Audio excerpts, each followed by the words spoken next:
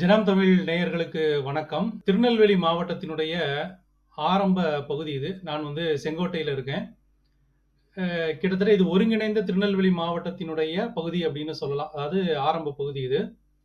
இப்போ ஒரே நாள்ல அதிகமான அளவுக்கு மழை பொழிந்து இந்த அ மாவட்டத்தில அதிகமான அளவுக்கு தண்ணீ சேர்ந்திருக்கிறது.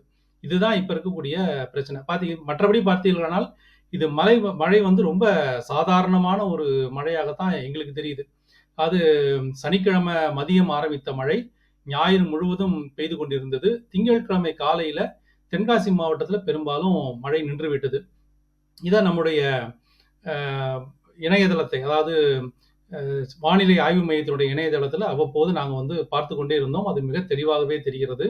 இப்ப இருக்கக்கூடிய மழை பாதிப்பு ஏன் அப்படின்னு பார்த்தீங்கன்னா, இங்க இருக்கக்கூடிய அணைகள்ல திறந்து விட்டு தாமிரபரணி நதிக்கரையில கிட்டத்தட்ட முதல் நாள் 40,000 கன அடி தண்ணீர் திறந்து விடுவதாக சொன்னாங்க. 50,000 கன அடி ஆச்சு. அதன் பிறகு சனிக்கிழமை இரவு கிட்டத்தட்ட 50,000 கன அடிக்கு மேல அதிக அளவுல தண்ணீர் திறந்து விட்டுருக்காங்க. அந்த தண்ணீரானது தாமிரபரணி கரையில அதிகமாக ஓடி கிட்டத்தட்ட நெல்லைக்கு முன்னாடி, அதாவது கல்லூர் அப்படின்னு சொல்லுவோம். அந்த கல்லூர் பகுதியிலிருந்து ஆரம்பிச்சு கடைமடை பகுதியான, அதாவது புன்னைக்காயல் வரைக்கும் அந்த இடத்துல முழுக்க நம்ம காயல்பட்டினம் இங்கெல்லாம் நெறைய சேதமாயிருக்கு. இந்த தண்ணி அதிக அளவுக்கு போயிருக்கு. குறிப்பாக கடைசி அணைன்னு நாம சொல்லக்கூடிய ஸ்ரீவைகுண்டம் அணை, அதை ஒட்டிய பகுதிகள்ல கிராமங்களுக்குள்ள நெறைய வெள்ள நீர் புகுந்திருக்கிறது. இன்னைக்கும் ஸ்ரீவைகுண்டம், திருநெல்வேலி ஜங்ஷன் இந்த பகுதி தான் அதிக சேதங்களை சந்திச்சிருக்கிறது அப்படின்னு நம்ம பார்க்கிறோம். கிட்டத்தட்ட 8 அடியிலிருந்து 10 அடி உயரத்துக்கு ஜங்ஷன் பகுதியிலேயே மழை நீர் தேங்கி, அந்த பழைய புகைப்படங்கள், வீடியோக்கள் எல்லாம் பார்க்கும் பொழுது, அந்த வெள்ளத்தினுடைய கோரம் என்ன அப்படின்னு நமக்கு தெரியுது. பல பாலங்கள் இதுல முங்கி இருக்கிறது. இதுலயும் சுவாரஸ்யமான சில விஷயங்கள்லாம் நடந்திருக்கு. கிட்டத்தட்ட 100 வருடங்களுக்கு முன்னாடி, நூற்றாண்டை கடந்து இன்றைக்கும் பொதுமக்களுடைய போக்குவரத்துக்காக இருக்கக்கூடியது ஜங்ஷனையும் பாளையங்கோட்டையும் இணைக்கக்கூடிய சுலோச்சனா முதலியார் பாலம். இந்த பாலத்துல தண்ணீர் தொட்டுக்கொண்டு சென்றிருக்கிறது. அவ்வளவு பெரிய வெள்ளம் ஆனா பக்கத்துல பார்த்தீங்கன்னா, இப்போ ஒரு 20 ஆண்டுகளுக்கு முன்னாடி கட்டப்பட்ட ஒரு பாலம். நம்ம பைபாஸ் ரோட்ல இருக்கக்கூடிய பாளையங்கோட்டை பக்கத்துல இருக்கக்கூடிய பாலம். அந்த பாலம் மூழ்கி இருக்கிறது. அது கொஞ்சம் சேதமடைஞ்சிருக்கிறது. ஸோ இப்படியான விஷயங்களையும் நம்ம பார்த்திருக்கிறோம். ஆக இந்த மழையானது ஒரே நாள்ல பெய்த மழை படிப்படியாக பெய்திருக்கிறது. அதனால தான். சிலர் இது ஒரு மேக வெடிப்பா அப்படின்னெல்லாம் கேட்டாங்க. அந்த மாரி கிடையாது. இது ஒரே நாள் பெய்த அதிகபட்ச மழை கிட்டத்தட்ட 80 சென்டிமீட்டர், 60 சென்டிமீட்டர். தூத்துக்குடி பகுதிகள்ல பார்த்தீங்கன்னா 90 சென்டிமீட்டர் மழை. இதெல்லாம் அதிகமா பெஞ்சிருக்கிறது. இந்த மழையினால வரக்கூடிய பாதிப்புகள் என்ன அப்படிங்கிறத நம்ம என்னெல்லாம் பாதிப்புகள் அடைஞ்சிருக்கு அப்படிங்கிறத நம்ம நெறைய பார்க்குறோம். இது கிட்டத்தட்ட சென்னையினுடைய பகுதியைப் போல தான். எங்கெல்லாம் ஆக்கிரமிப்புகள் அதிகமா இருக்கு, இந்த ஆக்கிரமிப்புகளால என்னென்ன பிரச்சனைகள் நடந்திருக்கு, இதையெல்லாம் பத்தி நாம நெறைய விவாதிச்சுக்கிட்டு இருக்கோம். இது முன்னேற்பாடு அப்படின்னு சொல்றத விட, இது இப்போ ஒரு சின்ன அரசியல் ஓடிக்கிட்டு இருக்கு. அத நம்ம தொட்டுட்டு அதுக்கப்புறம் இந்த விஷயங்களுக்கு வரலாம். ஒரு அமைச்சர் மனோ தங்கராஜ் அவர் ஒரு கருத்து இப்ப சொல்லியிருக்காரு. இந்த கருத்து எப்படிப்பட்டது அப்படின்னு பார்க்கும்பொழுது, ஒரு மாநில அமைச்சராக அவர் இந்த கருத்தை தெரிவித்திருக்க வேண்டாம். அதாவது வானிலை ஆய்வு மையம் எங்களுக்கு துல்லியமான தகவல்களை தரவில்லை. அப்படி தந்திருந்தாங்கன்னா இந்த அளவுக்கு சேதம் வந்திருக்காது. நாங்கள் நடவடிக்கை எடுத்திருப்போம் என்கின்ற ரீதியில அவர் ஒரு கருத்து சொல்லியிருக்கிறார். இது ஒரு மாநில அமைச்சர், மத்திய அரசினுடைய கண்ட்ரோல்ல இருக்கக்கூடிய, நிர்வாகத்தின் கீழ் இருக்கக்கூடிய ஒரு அமைப்பு மீதான ஒரு குற்றச்சாட்டாகத்தான் நம்ம பார்க்க முடியுது. ஆனா இது உண்மை அப்படின்னு சொல்ல முடியாது. ஏன்னா, நீங்க அந்த ஆர்எம்சி வெப்சைட் எடுத்து பார்த்தீங்கன்னா, அதாவது ஐஎம்டி இந்தியன் மெட்டீரியாலஜிக்கல் டிபார்ட்மெண்ட் வெப்சைட்ல கிட்டத்தட்ட 4 தினங்களுக்கு முன்னால இருந்தே அந்த அறிவிப்புகள் எல்லாமே குடுத்துட்டு இருந்தாங்க. இன்னும் சொல்லப்போனா 1 வாரத்துக்கு முன்னாடியே மழைக்கான சாத்தியக்கூறுகள் இருக்கு அப்படின்னு அவர் சொல்லியிருந்தாரு. ஆனா, இந்த வானிலை முன்னறிவிப்ப பொறுத்து நம்ம பார்க்கும் பொழுது, நானே என்னுடைய நண்பர்களுக்கு அந்த ஸ்கிரீன்ஷாட்டை எடுத்து, அது மேகத்தினுடைய அளவு எப்படி இருக்கிறது? மேகத்தினுடைய மூவ்மெண்ட் எங்க இருக்கு? இந்த மேகம் எங்கெல்லாம் போகுது? மழை மேகங்கள் எங்க ரொம்ப அதிகமாக திக் டென்சிட்டியோட இருக்கு? அப்படிங்கிறது எல்லாமே நாம அந்த இணையதளத்துல பார்க்க முடிஞ்சு, அத நம்ம நண்பர்களுக்குள்ள பகிர்ந்துக்கிட்டோம். சில செய்தி தளங்கள்ல நம்ம பகிர்ந்துக்கிட்டோம். அப்படி பார்க்கும் பொழுது, நமக்கே சாதாரண நபர்கள் நாமே ஒரு இணையதளத்த அக்சஸ் பண்ணி, அதுல என்னெல்லாம் டேட்டாஸ் இருக்கு அப்படிங்கிறத பார்த்து, நம்ம மக்கள எச்சரிக்கை செய்யக்கூடிய அளவுக்கு இன்றைக்கு தொழில்நுட்பம் வளர்ந்திருக்கிறது. அந்த இணையதளத்திலயும் அவ்வளவு அழகாக தகவல்களை ரொம்ப வெளிப்படையாகவே போடுறாங்க அப்படின்னு பார்க்கும் பொழுது, நிர்வாகம், மாவட்ட நிர்வாகம், மாநில நிர்வாகம், இந்த அமைச்சர்கள் இவங்க வந்து என்ன செய்யறாங்க? அத வந்து அவங்களால புரிஞ்சுக்க முடியல அல்லது அதிகாரிகள் எடுத்துக் கொடுக்கலையா அப்படின்னு தெரியல. அதனால இந்த அமைச்சருடைய கருத்து திரும்ப பெற்றுக் கொள்ளப்பட வேண்டியது அப்படின்னு தான் என்னைப் போன்ற நபர்கள் வந்து இங்க நாம கருதுறோம். ஆனா, அ இந்த முன்னெச்சரிக்கை அப்படிங்கிறது ரொம்ப அழகா தெளிவாவே வந்திருக்கு அப்படின்னு நம்ம சொல்லலாம். அந்த இணையதளத்துல எங்க மழை பெய்யும், எங்க டென்சிட்டி அதிகமாக இருக்கு மழை மேகம் அப்படிங்கிறதெல்லாம் தெளிவா குடுத்திருந்தாங்க. தூத்துக்குடியில உள்ள மழை பெய்யும் அதாவது எவ்வளவு மழை பெய்யும் அப்படிங்கிறதுல வந்து அவங்களுக்கு ஒரு முரண்பாடு இருந்தது.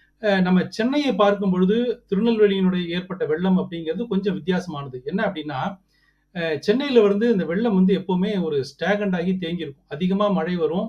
அந்த மழை வந்து வெளியில போகக்கூடிய அந்த மழையினால சேரக்கூடிய தண்ணீர் வந்து வெளியில போகக்கூடிய அளவுக்கு வழிகள் இருக்காது. அங்கங்க அடைச்சிருக்கும்.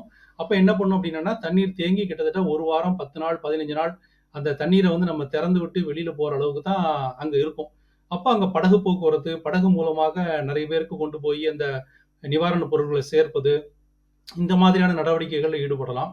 ஆனா, இப்போ நெல்லையில ஏற்பட்ட இந்த வெள்ளமானது அப்படிப்பட்ட ஒரு சூழ்நிலையில ஏற்பட்டதில்ல. ஏன்னா, இது வந்து அந்த அணை திறந்துவிட்டு தாமிரபரணி நதியில அதிகமாக வெள்ளப்பெருக்கு வந்து தாமிரபரணியினுடைய துணை நதிகள், அந்த கடனா நதி உள்பட துணை நதிகள், ராமநதி, கடனா நதி இந்த துணை நதிகள்லயும் அதிகமாக வெள்ளம் வந்து, அது எல்லாம் ஒண்ணு போல அந்த முக்கூடல் பகுதிக்கு அப்புறம் சேர்ந்து தாமிரபரணியில கலந்து, அதற்கு பிறகு தாமிரபரணி ரொம்ப அதிகமாக தண்ணீரை வந்து வெளிய கொண்டு போக ஆரம்பிச்சிருக்கு.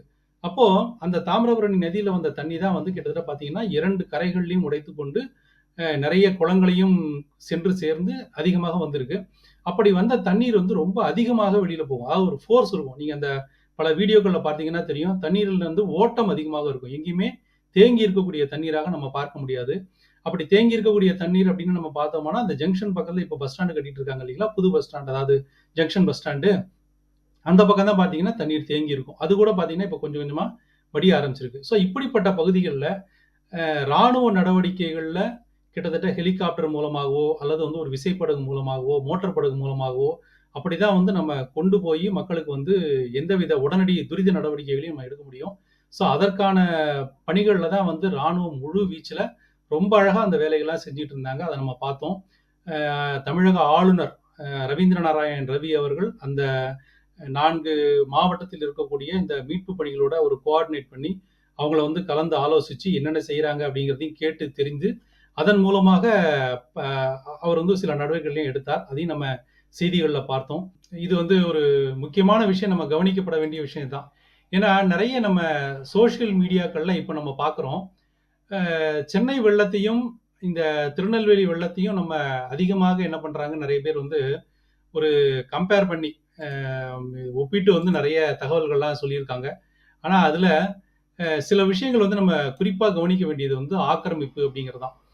நான் வந்து ஒரு 10 தினங்களுக்கு முன்னாடி திருநெல்வேலிக்கு போயிருந்தப்போ, இதே தாமிரபரணி நதிக்கரையில குளிச்சுக்கிட்டு இருந்தேன். நம்ம ரெட்டியார்பட்டி பக்கம் அங்கேயும் போயிருந்தேன். அங்க சில இடங்கள்லயும் பார்த்தேன். இப்போ நம்ம ஜங்ஷன் பஸ் ஸ்டாண்டு புதுசா புனரமைச்சு கட்டிக்கிட்டு இருக்காங்க. அதுவும் நமக்கு தெரியும். அங்கேயும் அதிகமாக தண்ணீர் தேங்கி இருக்கிறது. கிட்டத்தட்ட ஒரு 10, 15 வருடங்களுக்கு முன்னாடி இதேபோல் தண்ணீர் தேங்குவதையும் நம்ம பார்த்திருக்கோம். 92ல ஒரு பெரிய வெள்ளம் வந்தது. அது இன்னும் என்னுடைய நினைவுகள்ல இருக்கு. நான் அப்போ கல்லூரியில படித்துக் கொண்டிருந்த முதலாண்டு மாணவன். அப்பவும் இதே வெள்ளத்த நான் பார்த்திருக்கிறேன். இப்போ பார்த்தீங்கன்னா, இந்த வெள்ளமானது ஒரு அதீத மழை என்பதை தாண்டி, தாமிரபரணி நதிக்கரையில ஏற்பட்ட ஒரு வெள்ளம் அப்படின்னு சொல்லலாம். ஒரு 20 தினங்களுக்கு முன்னாடி நான் திருநெல்வேலி போயிருந்தப்போ, அந்த தாமிரபரணி நதி ஒரு முன்பு இருந்த ஒரு பொலிவு இல்லாம, ஒரு கலங்கின நீரோட்டத்தோட தான் இருந்தது. அப்ப அங்க உள்ளூர்ல இருக்கிறவங்க எல்லாருமே சொன்னாங்க, "இது வந்து ஒரு பாதாள சாக்கடை வந்து நெறைய கலக்குது. பல இடங்கள்ல வந்து என்ன பண்றாங்க, இந்த பிளாஸ்டிக் குப்பைகள், அந்தந்த வீடுகள்ல இருக்கிற குப்பைகள், இன்னும் மாநகராட்சியே பார்த்தீங்கன்னா, நெறைய அசுத்தங்கள் எல்லாமே வந்து தாமிரபரணி நதியில திறந்து விட்டுருக்காங்க." அப்படிங்கிற விஷயத்த சொல்லி ரொம்ப வருத்தப்பட்டாங்க. இதற்காக அரசியல் ரீதியான சில இயக்கங்களும் வந்து என்ன பண்ணாங்க, கேட்டிருந்தாங்க. ஏன் அப்படின்னா, அ விநாயகர் சதுர்த்தி ஊர்வலம் வரும்பொழுது, அந்த விநாயகர் சிலைகளை தாமிரபரணியில கரைக்கக்கூடாது என்று சொல்லி, தனியாக ஒரு குளத்தை வெட்டி, இந்த குளத்தில வந்து நீங்க கரைச்சுக்கங்க அப்படின்னு சொல்லிட்டு மாவட்ட நிர்வாகம் ஒரு ஏற்பாட செஞ்சது.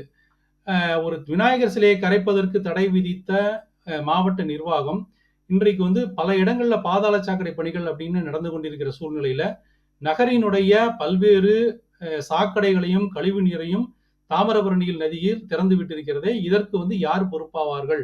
அப்படின்னு சொல்லி சில கேள்விகள் எல்லாமே நம்ம இயக்கங்கள்ல இருந்து நிறைய பேர் கேட்டிருந்தாங்க. இன்னைக்கு பார்த்தீங்கன்னா, திருநெல்வேலி பஸ் ஸ்டாண்ட்ல இந்த பஸ் ஸ்டாண்ட் அப்படிங்கிறதே ஒரு நீர்வழி பாதைய அடைச்சு இருக்கக்கூடிய ஒரு பகுதி தான். அதாவது சேவியர் காலனின்னு ஒரு பக்கம் இருக்கு. அங்க ஒரு ஆக்கிரமிப்பு கட்டிடம் இருக்கு. இந்த கட்டடத்த பத்தி அதிகாரிகள் வந்து எந்த நடவடிக்கையும் எடுக்கல அப்படிங்கிறத உள்ளூர்வாசிகள் நெறைய சொல்றாங்க. இதே மாதிரி பாளையங்கோட்டை புது பஸ் ஸ்டாண்ட் வந்து இப்போ பண்ணியிருக்காங்க. பாளையங்கோட்டை பஸ் ஸ்டாண்ட் பக்கம். அங்கேயும் வந்து ஒரு எஸ்டிசி ஸ்கூல் அப்படின்னு ஒண்ணு இருக்கு. அதுக்கு முன்னாடி ஓட்டைய ஆக்கிரமிச்சு ஒரு ஸ்மார்ட் சிட்ட ஸ்மார்ட் சிட்டி இந்த சிட்டி கட்டுறதுக்கான ஒரு கட்டடம் ஒண்ணு இருக்கு. அதுல பார்த்தீங்கன்னா, இளந்தகுளம் நீர் அந்த பாளையம் கால்வாய் வழியாக போறதுக்கு ரொம்ப கஷ்டப்படுது அப்படின்னு சொல்றாங்க. அதுவும் வந்து ஆக்கிரமிப்பு அப்படின்னு தான் மக்கள் வந்து சொல்றாங்க. இந்த இளந்த குளம் நிரம்பி பாளையங்கால் அதுல வந்து சேரக்கூடிய பகுதி ராஜேந்திர நகர் அப்படின்னு ஒண்ணு இருக்கு. அந்த ராஜேந்திர நகர்ல ஓடைகள் எல்லாமே இருக்கு. அங்க சில ஹோட்டல்கள் இருக்கு. அங்க வந்து ஒரு கார் ஒண்ணு இருக்கு. இந்த ஒரு தொழிற்சாலை ஒரு பகுதி ஒண்ணு. அது வந்து அடைக்கப்பட்டிருக்கு. அங்க பார்த்தீங்கன்னா, அந்த ராஜேந்திர நகருக்குள்ள இந்த ஊருக்குள்ள வந்து வெள்ளம் புகும் அப்படின்னு முன்னாடியே சொன்னாங்க. அது வந்து இப்ப நடந்திருக்கு. அதையும் நம்ம பார்க்குறோம். இதுவும் கிட்டத்தட்ட ஒரு ஆக்கிரமிப்பு மாரி தான் இருக்கு. அதே மாரி ஜங்ஷன் பஸ் ஸ்டாண்ட்ல 92ல வந்த ஒரு வெள்ளத்துல பார்த்தீங்கன்னா, நெறைய மிதந்தது. அத நான் பார்த்துருக்கேன். நெறைய புகைப்படங்கள் வந்து இன்னைக்கு நீங்க இணையதளத்துல போய் தேடுனீங்கன்னா, அந்த புகைப்படங்கள் சான்றாக இருக்கும். கிட்டத்தட்ட பேருந்து நிலைய மேற்கூரை வந்து மூழ்கக்கூடிய அளவுக்கு அன்றைக்கு வந்து வெள்ள நீர் வந்திருக்கு. அதையும் நம்ம பார்க்குறோம். அங்கேயும் பார்த்தீங்கன்னா, நெறைய நீரோடைகள்லாம் இருக்கு. ஏன் அப்டின்னா, இது வந்து தாமிரபரணி கரைய ஒட்டி இருக்கக்கூடிய பகுதியில தான் இந்த ஜங்ஷன் பஸ் ஸ்டாண்டு. அது நமக்கு தெரியும். இப்ப இப்ப வந்த தண்ணீரானது அங்க போயி, அந்த தண்ணீர் உடனே வடிவதற்கான சாத்தியக்கூறுகள் இந்த ஓடைகள்ல இருக்கு. அதுவும் இல்ல. அதே மாதிரி திருநெல்வேலி இன்ஜினியரிங் காலேஜ் ஒண்ணு இருக்கு. அது பக்கத்துல வந்து ஐஎன்எஸ் கட்டபொம்மன் வளாகம் அப்படின்னு ஒரு பக்கம் உங்களுக்கு தெரியும். அது பக்கத்துல வந்து நீர்வேய்ந்தான் குளம் அப்படின்னு ஒண்ணு இருக்கு. அந்த நீர்வேய்ந்தான் அந்த பக்கத்துல வந்து வரக்கூடிய பகுதிகள் வந்து ஆக்கிரமிச்சு நெறைய வணிக வளாகங்கள்லாம் கட்டியிருக்காங்க. அதனால அந்த நீர்வேய்ந்தான் குளம் அந்த பக்கத்துக்கு போகக்கூடிய வாய்க்கால்களும் வந்து தடுக்கப்பட்டிருக்கு அப்படின்னு சொல்றாங்க. அங்க இன்னொரு காலேஜ் ஒண்ணு இருக்கு. அது பக்கத்துல வந்து ஒரு காலனி ஒண்ணு இருக்கு. அந்த காலனிலயும் வந்து இப்போ சாலையில வாகனங்கள் செல்ல முடியல. அதுக்கு காரணம் இந்த தண்ணீர் அடைக்கப்பட்டு அந்த சாலையில பாய்ந்து ஓடியது அப்படின்னு சொல்றாங்க. அதனால இப்படி வந்து நகர் கட்டுமானம் அப்படின்னு வரும்பொழுது, பழைய பகுதிகள பார்த்தீங்கன்னா, நான் வந்து என்னுடைய இன்னும் சில நண்பர்கள் கிட்ட விசாரிச்சேன். சாந்தி நகர் பக்கம் நம்ம இப்போ மேம்பாலம் ஒண்ணு கட்டியிருக்காங்க. அது பைபாஸ் ரோடு. அந்த பைபாஸ் ரோடுக்கு இந்த பக்கமும், அந்த பக்கமும் ரோடு வசதி கட்டுனதுனால, தண்ணீர் வந்து அங்கேயும் இங்கேயும் போக முடியாம நடுவுல இருக்கக்கூடிய பாதைகள் வழியாக வழிந்து ஓடிக்கொண்டிருக்கிறது. ஆனா அந்த சாந்தி நகர் காலனிக்கு இந்த பக்கம் சில பாரம்பரியமான கிராமங்கள்லாம் இருக்கு.